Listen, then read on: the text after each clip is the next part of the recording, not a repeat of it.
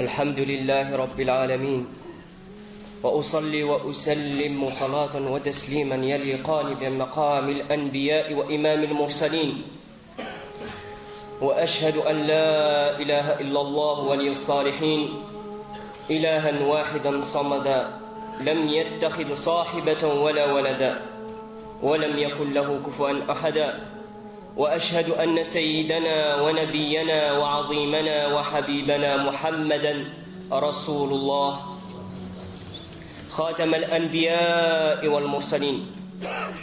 صل اللهم وبارك على هذا النبي الأمين وعلى آله وصحبه الغر الميامين، وارحم اللهم مشايخنا ووالدينا وأمواتنا وأموات المسلمين أجمعين. أما بعد، فإن أصدق الحديث كتاب الله تعالى، وخير الهدي هدي سيدنا محمد صلى الله عليه وسلم، وشر الأمور محدثاتها، وكل محدثة بدعة، وكل بدعة ضلالة، وكل ضلالة في النار. اللهم أجرنا من سمومها وزمهريرها، آمين. قال تعالى: يا أيها الذين آمنوا اتقوا الله ولتنظر نفس ما قدمت لغد واتقوا الله إن الله خبير بما تعملون. عباد الله، اعلموا أنكم تهدمون أعماركم منذ ولدتكم أمهاتكم، فعجبا للمؤمنين بالدار الآخرة، يجري بهم الدهر ولا يقفون بأنفسهم بضع دقائق في اليوم لمحاسبة أنفسهم وما صارت إليه. فكيف نرجو إصلاح أنفسنا ومجاهدتها وصدها عن الأهواء وسيء الأعمال والأخلاق، ونحن لا نعاتب أنفسنا بقسط وعدل؟ لا نتفكر في أعمالنا التي مضت لنحاسب أنفسنا عليها، فكيف نحاسب أنفسنا على ما لم نفعله قط لنتبين خيره من شره؟ قال عمر الفاروق رضي الله عنه: حاسبوا أنفسكم قبل أن تحاسبوا، وتزينوا للعرض الأكبر، وإنما يخف الحساب يوم القيامة على من حاسب نفسه في الدنيا. عباد الله، العمر يجري والزمان لا يتوقف، فهل تقف يا أخي ويا أختي على أعمالك لتزنها قبل ميزان الآخرة، أم أنت ممن أضاع نفسه وغبنها؟ يقول تعالى: فأما من طغى وآثر الحياة الدنيا فإن الجحيم هي المأوى، وأما من خاف مقام ربه ونهى النفس عن الهوى فإن الجنة هي المأوى. فيا إخوة الإسلام، إن كنتم على غفلة من محاسبة أنفسكم افعلوا خيرا واحتسبوه عند الله، وتذكروا ذنوبكم، واطلبوا رحمة الله ومغفرته وأنتم سائرون إلى المساجد. تذكروا يوم يسير الخلق إلى خالقهم جل علاه وأنتم تمشون في ظلمات الليل. تذكروا يوم تعطون نورا تاما برحمة الله يوم القيامة وأنتم تقفون للصلاة بين يدي الله. تذكروا يوم العرض الأكبر، يوم كان مقداره 50,000 سنة وأنتم تركعون وتسجدون. تذكروا نعمة الله عليكم ولا تمنوا على الله، ولا تمنوا على الله. فاعلموا يا إخوة الإسلام أن الله جعل الجنة بمثابة لأنفسكم، فلا تبيعوها بغيرها، فلا تبيعوها بغيرها. Allah Ta'ala dit: ô vous qui avez cru, craignez Allah, que chaque âme voit bien ce qu'elle a avancé pour demain, et craignez Allah, car Allah est parfaitement connaisseur de ce que vous faites. Frères et sœurs, sachez que depuis que votre mère vous a mis au monde, le compte à rebours inversé de votre vie est déclenché. Les jours passent et votre vie diminue. Et c'est très curieux de voir des croyants qui croient en la demeure de l'au-delà subir le rythme effréné du passage des jours et des années sans s'arrêter quelques minutes par jour pour tenir les comptes face à soi-même. Comment espérons-nous améliorer nos âmes et les retenir face aux passions et l'égarement avec des mauvaises actions et comportements si nous ne nous blâmons pas nous-mêmes avec justice et partialité? Nous ne prenons même pas le temps de nous remémorer nos péchés passés. Comment pouvons-nous espérer tenir des comptes face à nous-mêmes sur quelque chose que nous envisageons d'entreprendre afin de faire l'inventaire du bien et du mal avant de tomber dedans? Omar ibn al-Khattab radiyallahu anhu dit: tenez les comptes de vos actions avant d'en rendre des comptes, et faites-vous des provisions pour le jour du jugement. Sachez que les comptes seront allégés le jour du jugement dernier pour celui qui faisait son propre bilan dans cette vie et ci-bas. Fin de citation. Frères et sœurs, la vie passe et le temps ne s'arrête pas. Alors mon frère, alors ma sœur, est-ce que vous vous arrêtez sur vos actions et vos œuvres pour les peser avant de passer devant la balance du jour du jugement dernier? Ou est-ce que vous avez lâché prise au point de perdre les droits de vos âmes sur vous-même? Alors Allah Ta'ala dit: quant à celui qui aura dépassé les limites et aura préféré la vie présente, alors l'enfer sera son refuge. Et pour celui qui aura redouté de connaître, de comparaître devant son Seigneur et préserver son âme de la passion, le paradis sera alors son refuge. Sourate Les anges qui arrachent les âmes, versets 37 à 41. Frères et sœurs, si vous êtes dans l'insouciance quant à votre bilan personnel, alors n'oubliez pas de faire des bonnes actions tout de même et de les laisser à la considération de votre Créateur. Cependant, rappelez-vous de vos péchés, du mineur au majeur d'entre eux, et demandez miséricorde à Allah Ta'ala et implorez son pardon.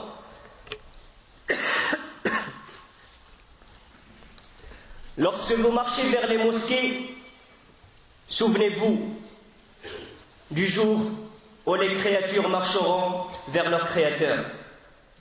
Lorsque vous marchez dans la noirceur de la nuit, souvenez-vous du jour où vous aurez une lumière complète par la miséricorde d'Allah, le jour du jugement dernier.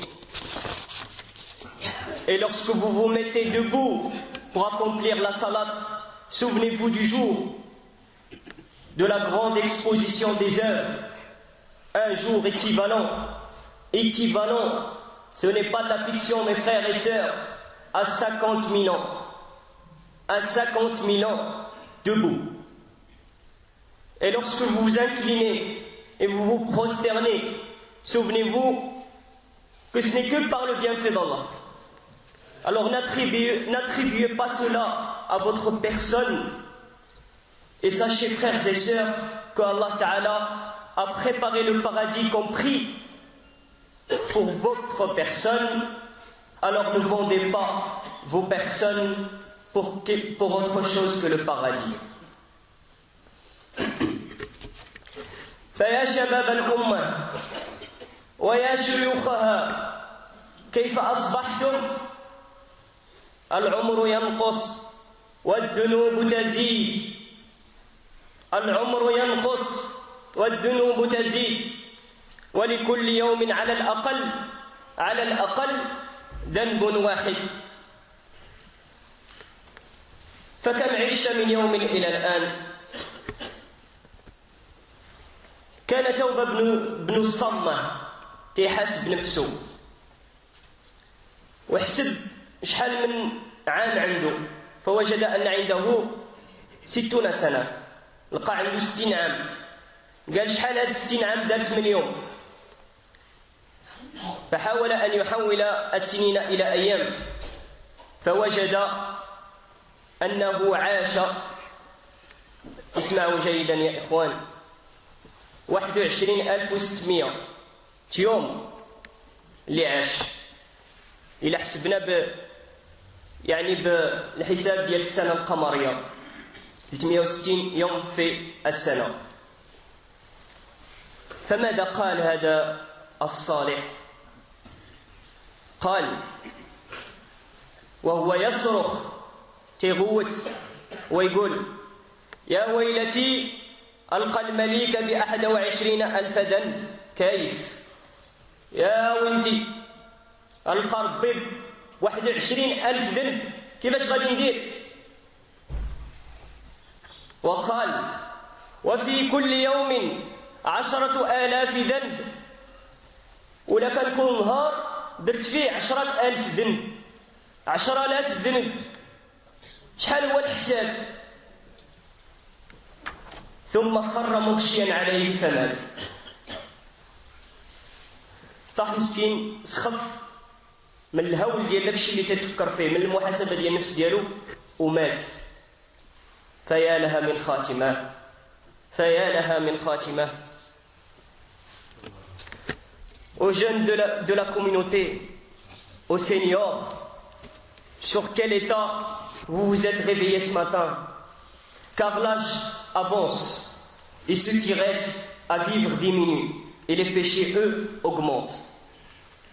Et pour chaque jour, on commet minimum un péché.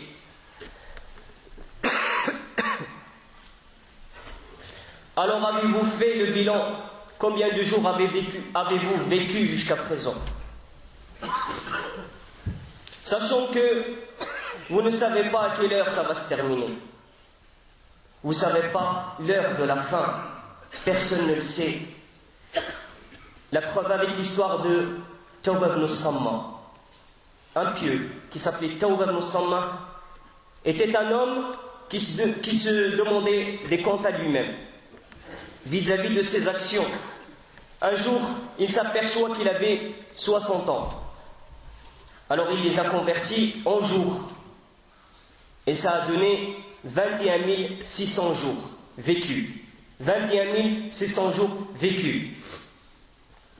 Il criait en disant, malheur à moi, je vais rencontrer mon Seigneur avec 21 000 péchés. Et si chaque jour, il y avait 10 000 péchés, il tomba raide, mort. Et ce fut sa dernière action. Et quelle action? فنفعنا الله بالقرآن المبين وبحديث أشرف المرسلين. أقول ما سمعتم وأستغفر الله لي ولكم.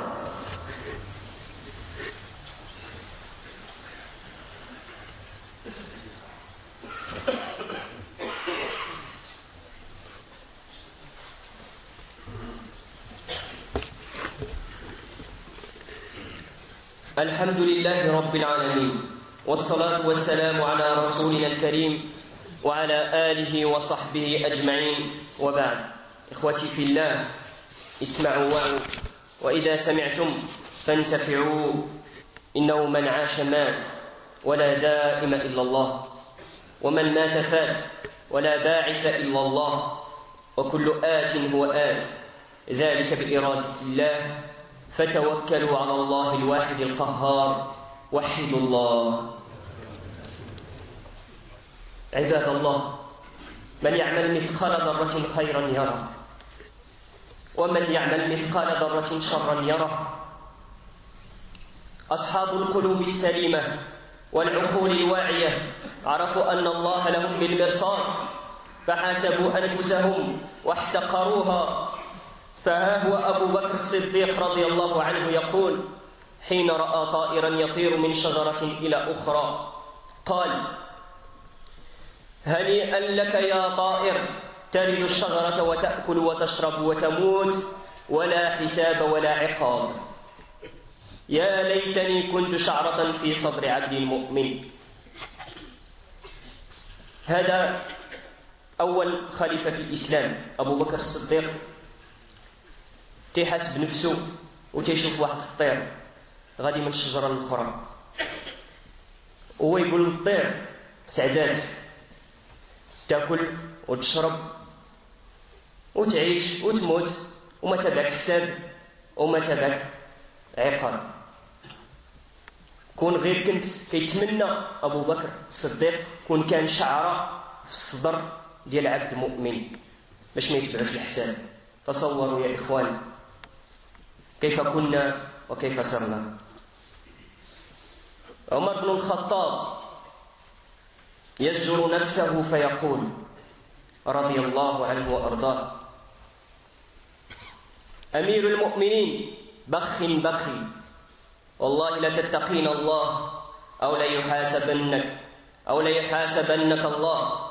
ويكررها ويكررها. أمير المؤمنين كما نقولوا احنا ما شاء الله ما شاء الله. هو يبدا يقول لنفسه والله ما اتقي الله تيحاسبك ربي، اتقي الله ما تبدا تسمع الهضره المزيانه. أمير المؤمنين بخ بخ، فيحاسب نفسه بهذا الشكل ويرددها ويعودها ويعودها. فسمعه أنس كان دايز، أنس بن مالك كان دايز وسمعه كان مورا الحيط، وعمر بن الخطاب كان مخبي وراسه على الحيط وتيقول هذه الهضره هذه. تصوروا يا إخوان، لم يقلها أمام الملأ. Frères et sœurs, quiconque fait un bien du poids d'un atome le verra, et quiconque fait un mal du poids d'un atome le trouvera. Ceux dotés de cœurs propres et d'une intelligence de raisonnement savent que Allah sera là pour leur demander des comptes. Alors, ils anticipent en questionnant leur personne et en la minimisant. Abu Bakr, radiyallahu anhu, vit un oiseau. L'oiseau volait d'un arbre à l'autre. Et il dit, radiyallahu anhu, au oiseau: félicitations à toi, tu accèdes d'un arbre à l'autre. Tu te nourris et tu meurs sans rendre des comptes ou subir un châtiment. Si seulement je pouvais être un poil sur le torse d'un croyant. Voilà ce qu'il a dit Abu Bakr Siddiq radiyallahu anhu. Et Anas bin Malik radiyallahu anhu passa un jour et entendant Omar ibn al-Khattab derrière un mur qui s'en prend à lui-même en disant: Prince des croyants, Bakh en arabe ça veut dire quand on dit nous, Masha'Allah, waouh, comme disent les jeunes, ou d'autres expressions, vous avez compris le sens. Il dit: je le jure que si tu ne crains pas Allah, tu seras amené à dresser des comptes. Et il répétait ça plusieurs fois. Et Anas bin Malik écoutait dans une situation de stupéfaction totale.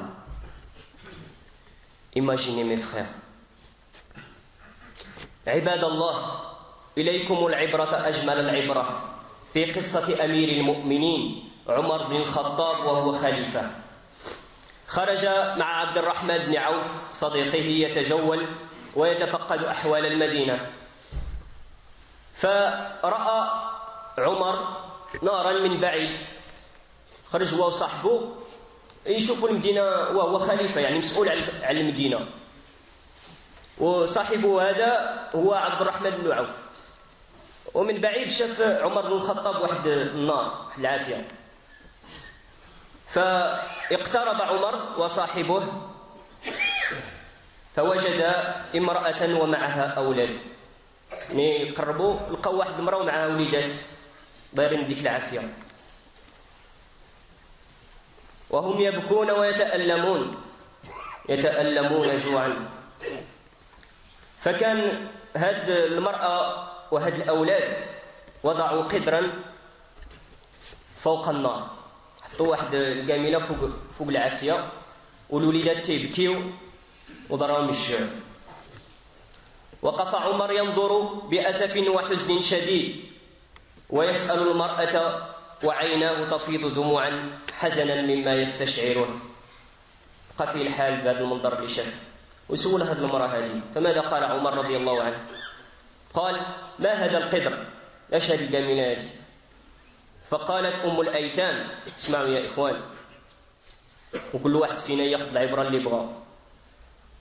يا هذا، إن أولادي اشتد بهم الجوع، وليس لي من الطعام ما أقدم لهم، فوضعت القدر على النار وجعلت فيه ماء وحصى وأشغل الأطفال حتى يناموا جوعا. قالت له: درت الحجر، ما عنديش باش ناكل وليداتي، درت الحجر والماء في هذه الجميلة هذه وطبخت عليها، وخليت وليداتي يتسناو حتى يديهم النعاس ويباتوا بالجوع، حيت ما عنديش باش ناكلهم. فيقول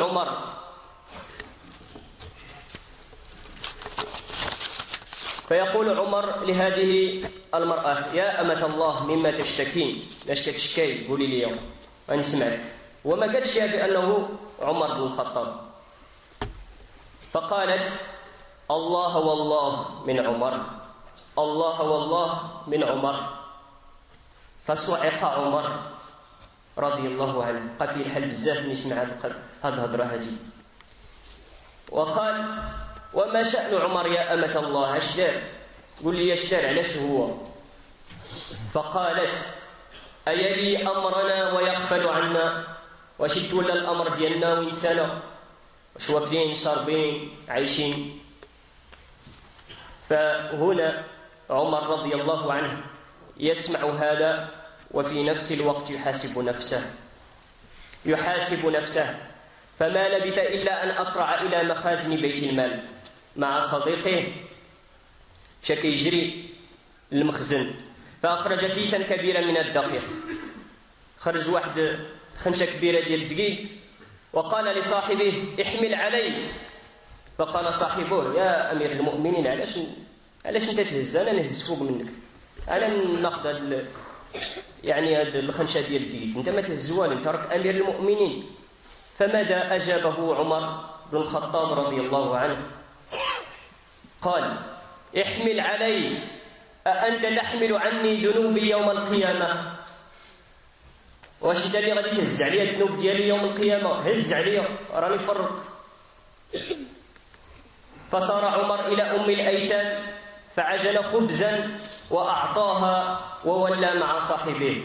مشى لعندها، أعطاها عجل الخبز وأعطاه لها يوكلها، ورجع مع صاحبه، وترك الأم وأولادها، خلاهم من بعيد ومشى تخبى ودا كيشوف اش غادي يديروا. فقال له صاحبه: يا أمير المؤمنين، هلم بنا إلى البيت. واحد لقيتها هذه معطلة في الليل، يلا نمشيو نروحوا لبيوتنا ديورنا. فقال أمير المؤمنين رضي الله عنه: لا أتركهم إلا وهم يضحكون، والله لا أتركهم إلا وهم يضحكون كما أتيتهم وهم يبكون. الله أكبر. ما نخليهمش حتى نشوفهم تيضحكوا، كما لقيتهم تيبكيو نشوفهم تيضحكوا من بعيد. ولم تكتمل محاسبة عمر لنفسه، ما بقاش هنا، بقى في الحال، بقي كيحاسب نفسه. يصلي إماما بالناس، كيصلي بالناس حيت هو اللي كان إمام خليفة، وهو يبكي حتى عجز عبد الرحمن صاحبه يقول، داك صاحبه اللي كان معاه كيقول كيقرا بنا وما فهمناش اش تيقول من القرآن من كثرة البكاء ديالو، من كثرة البكاء ديالو ما فهمناش اش تيقول في القرآن. تصوروا يا إخوان، تصوروا. الله الله يا عمر.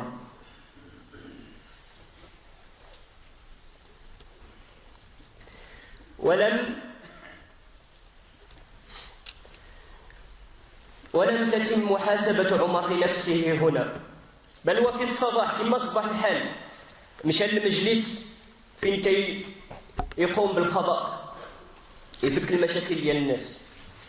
وعن يمينه علي بن أبي طالب رضي الله عنه، وعن يساره ابن مسعود رضي الله عنه. فأمر بدخول المرأة أم اليتامى. عيطوا على ديك السيدة اللي شافها بالبارح. وتجلس المرأة فلما علمت أن الرجل نفسه الذي رأت بالأمس وهو أمير المؤمنين أحرجت. من شاف بأن السيد اللي شاف البارح هو نفسه أمير المؤمنين بقى فيها الحال، يعني تلفات مسكينة. ففطن عمر لذلك فقال لها: لا عليك يا أمة الله، ما دعوتك إلا لتبيعي مظلمتك لي. ما عيطت عليك غير باش تبيعي لي هذيك المظلمة، أنا ظلمتك، بغيت نشري منك ذاك الظلم اللي ظلمتك. أي نعم إخوة الإسلام، من حساب عمر لنفسه اعتبار ذلك مظلمة، اعتبر ذاك الشيء مظلمة. سيدة في الزنقة ما واكلاش وهو مسؤول، فهو الذي ظلم. فقالت: التمس منك العفو يا أمير المؤمنين، باغي نسمح لك. اشترى عمر بن الخطاب المظلمة، اسمعوا يا إخوان، ب600 درهم من ماله الخاص، من فلوسه شرى من عندها المظلمة هذه، أعطى لها هذا القدر ديال المال، وكتبها وشهدها علي وابن مسعود. قال علي وابن مسعود كتبوها وشهدوا لي عليها. وقال عمر رضي الله عنه: اسمعوا يا إخوان، إذا مت فأوصيكم أن تضعوا هذه الشهادة بين كفني وجسمي لألقى بها الله. ديروا هذه الشهادة هذه بالكفن ديالي والجسم ديالي باش نلقى بها ربي سبحانه وتعالى. لا إله إلا الله. جزاك الله كل الخير يا عمر عن أمة الإسلام. Frères et sœurs, tirez la morale de l'histoire de Omar radiallahu anhu lorsqu'il était calife. Il est sorti avec son ami Abdurrahman ibn Awf la nuit pour prendre des nouvelles de la situation de la ville. Il vit un feu de loin, il s'approcha avec son ami et trouva une femme avec des enfants autour d'une gamelle sur le feu. Les enfants pleurèrent de famine. Omar s'arrêta, médusé, envahi de tristesse, et interrogea la femme, les yeux noyés dans les larmes, attristé par la dureté de la scène. Qu'est-ce que c'est que cette gamelle? La mère des orphelins répondit: mes enfants ont très faim et je n'ai pas de quoi les nourrir, alors j'ai mis des pierres et de l'eau dans la gamelle pour les occuper jusqu'à ce qu'ils s'endorment. Omar dit: et de quoi te plains-tu? Elle répondit: Allah, Allah, je me plains de Omar. Allah, Allah, de Omar. Omar, radiallahu anhu, choqué, lui posa la question: et pourquoi lui? Qu'a-t-il fait? Elle dit: comment peut-il nous gouverner sans gérer nos affaires? Omar, radiallahu anhu, ayant l'habitude de blâmer et de demander des comptes à soi-même, coura vers l'entrepôt de la caisse et prit un sac de farine. Son ami lui dit: laisse, mon prince, je vais le porter. Il répondit, Omar radiallahu anhu: non, car nul ne portera mes péchés le jour du jugement dernier. Il prépara radiallahu anhu du pain et le serva à la mère et ses orphelins, puis il s'éclipsa pour les regarder de loin. Son ami lui dit: ô prince, retournons chez nous. Et Omar dit: non, tant que je ne les vois pas rire comme je les ai trouvés pleurer. Et le bilan de Omar radiallahu anhu ne s'arrête pas là, à tel point qu'il pleura lorsqu'il dirigea la prière de l'aube jusqu'à ne plus bien articuler le sens des mots. Dès qu'il se renda à son siège accompagné de Ali et Ibn Mas'ud, il accueillit la femme. Cette dernière, à son entrée, fut mal à l'aise lorsqu'elle comprit que l'homme de la veille et le calife ne faisaient qu'une seule personne. Alors Omar lui demanda, car oui mes frères et sœurs, Omar n'a toujours pas fini de se blâmer et de faire son bilan. Il demanda à la dame, à la femme, la mère des orphelins: à combien puis-je te racheter mon injustice envers toi? La mère répondit, je te pardonne, prince des croyants. Et Omar lui a tout de même, écoutez mes frères, il lui a tout de même donné 600 dirhams de son argent personnel. Et il l'a attesté devant les témoins présents sur un papier, puis il dit, je vous conjure de mettre cette attestation le jour de mon enterrement entre mon corps et mon linceul, afin que je puisse retrouver mon Seigneur avec. Ibadallah, kullu bani Adam khata, wa khayrul khata'in at-tawwabun. أغتنم هذه الفرصة وأنا على منبر حبيبنا المصطفى صلى الله عليه وسلم لأقول لا إله إلا أنت سبحانك إنا كنا من الظالمين. لأقول لا إله إلا أنت سبحانك إني كنت من الظالمين. صدر مني زلة لسان في درس من الدروس المسائية، وأشهد الله على ما في قلبي وما أريد أن أخالفكم إلى ما أنهاكم عنه، إن أريد إلا الإصلاح ما استطعت وما توفيقي إلا بالله، عليه توكلت وإليه أنيب. وبذلك أستغفر الله لي وللمعني بالأمر والله تعالى يعلمه، وأسحب ما قلته خشية الوقوع في ضلالة والعياذ بالله. وأشهدكم على ذلك أمام الله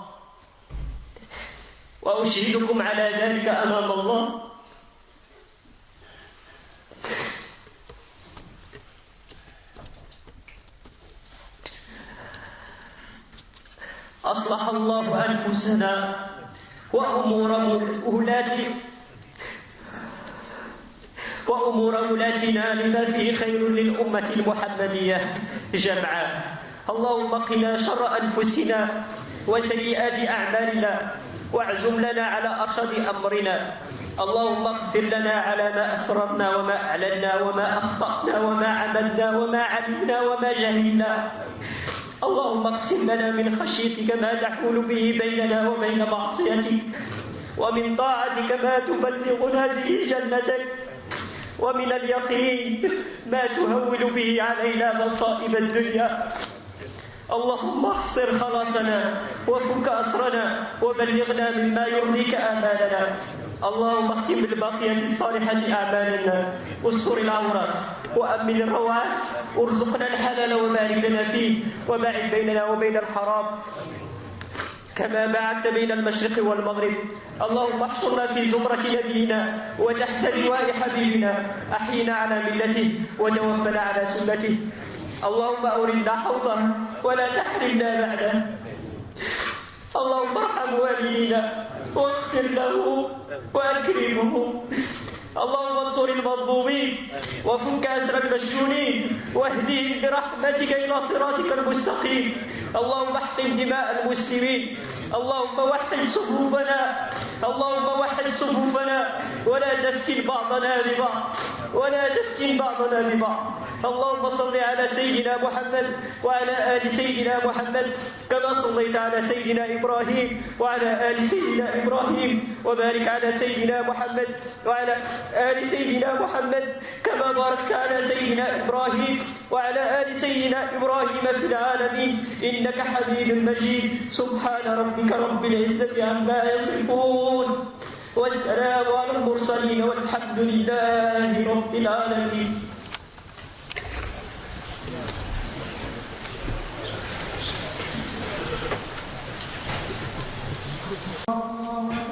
أشهد أن لا إله إلا الله، أشهد أن محمدا رسول الله. حي على الصلاة، حي على الفلاح، قد قامت الصلاة، قد قامت الصلاة. الله أكبر، الله أكبر، لا إله إلا الله.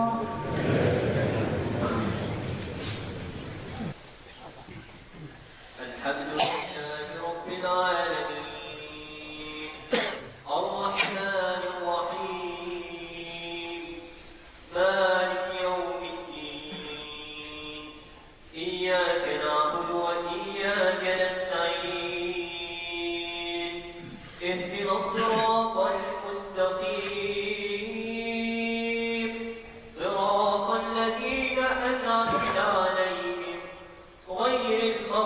المغضوب عليهم ولا الضالين.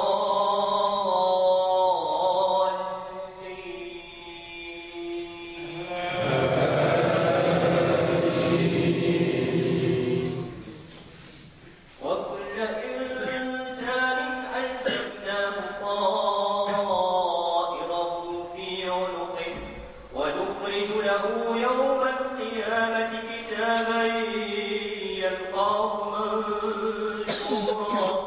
اقرأ كتابك كفى بنفسك اليوم عليك حسيبا.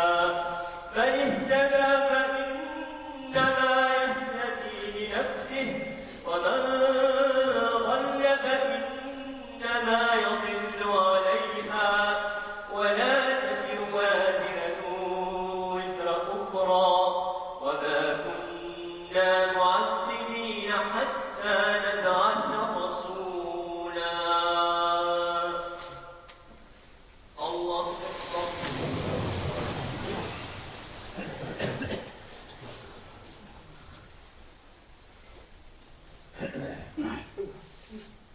سمع الله لمن حمده. الله أكبر.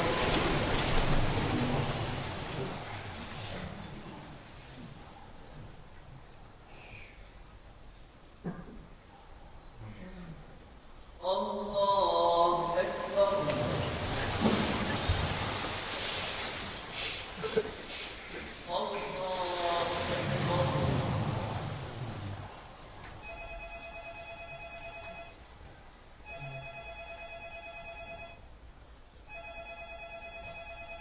الله أكبر. الحمد لله رب العالمين الرحمن الرحيم مالك يوم الدين. إياك نعبد وإياك نستعين. اهدنا الصراط المستقيم صراط الذين أنعمت عليهم غير المغضوب عليهم ولا الضالين.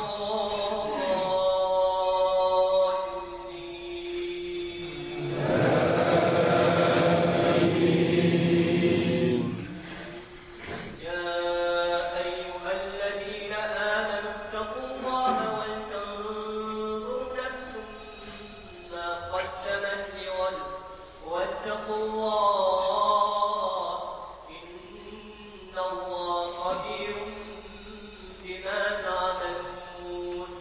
ولا تكونوا كالذين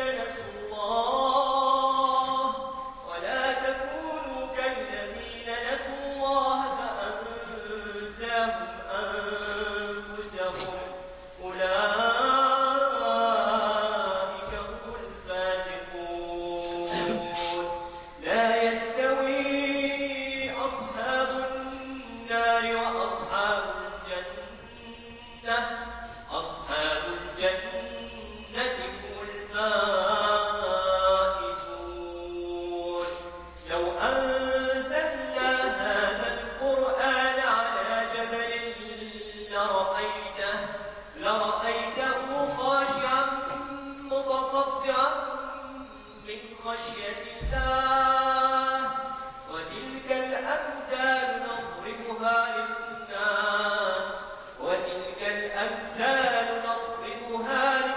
للناس لعلهم يتفكرون.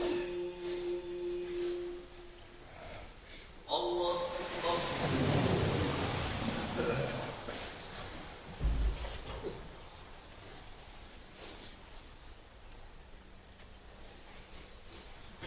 سمع الله لمن حمده.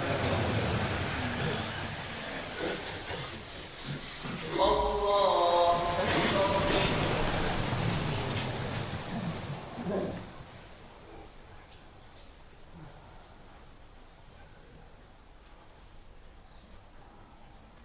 الله أكبر.